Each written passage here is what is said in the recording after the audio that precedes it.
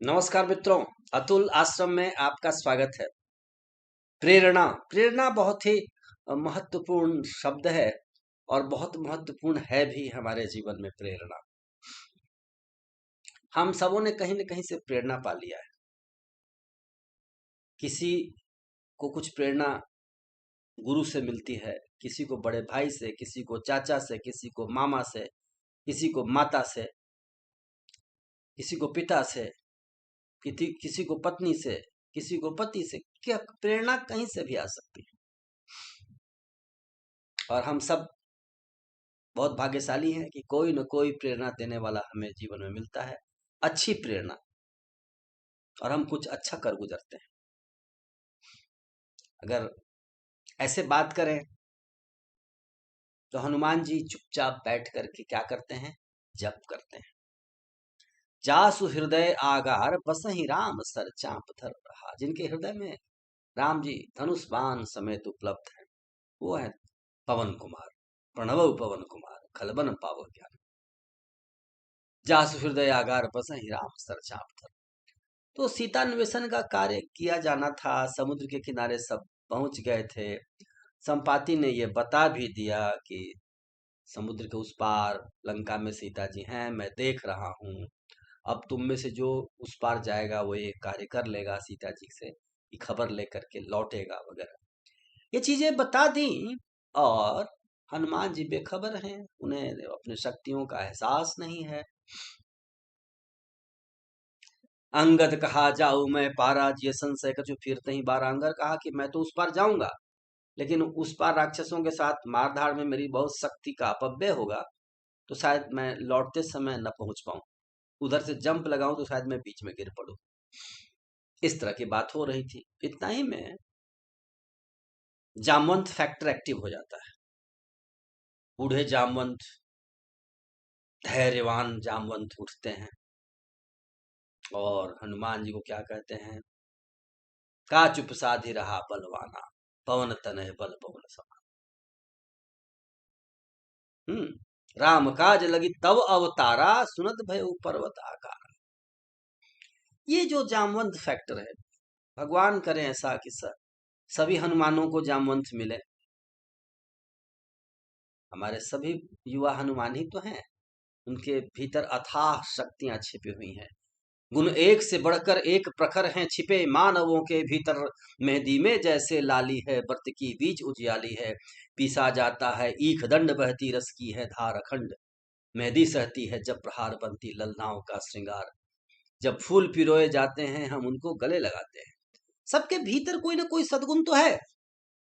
आग काष्ठ मात्र में अग्नि है, लेकिन बाहर से जब हम चिंगारी डालते हैं तो वो अग्नि प्रज्वलित हो जाती है। Powers are lying locked within us, they find expression when properly ignited, right?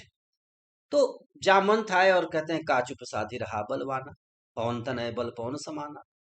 कौन सुकाज कठिन जग माही, जो न होत ताज तुम पाही। राम काज लगी तव अवतारा, सुनत भय पर्वत आकारा। यही जामवंत कहीं गुरु के रूप में मिलते हैं, कहीं कोई, कहीं न कहीं से ये फैक्टर, ये प्रेरणा मिलती है। और सोया हुआ जो भीतर, सोई हुई जो ताकत है, सोया हुआ हनुमान जाग जाता है, छलांग लगा जाता है समुद्र के पार, और तरह तरह के बाधाओं को, मैनाक पर्वत हो, सुरसा हो, छाया पकड़ देवी हो, लंकिनी जी हैं, सब बाधाओं को पार कर लेता है, सब बाधाओं को पार कर लेता है। विकट लंका में भी विभीषण की कुटिया खोज लेता है हनुमान, और वहीं पर लैंड करते हैं।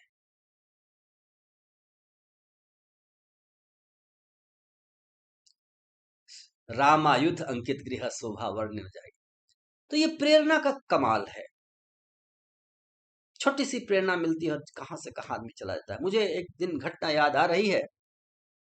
एक बुक है problem plus in mathematics, Das Gupta की। वो मोटी सी किताब है, मेरे टेबल पर पड़ी हुई थी।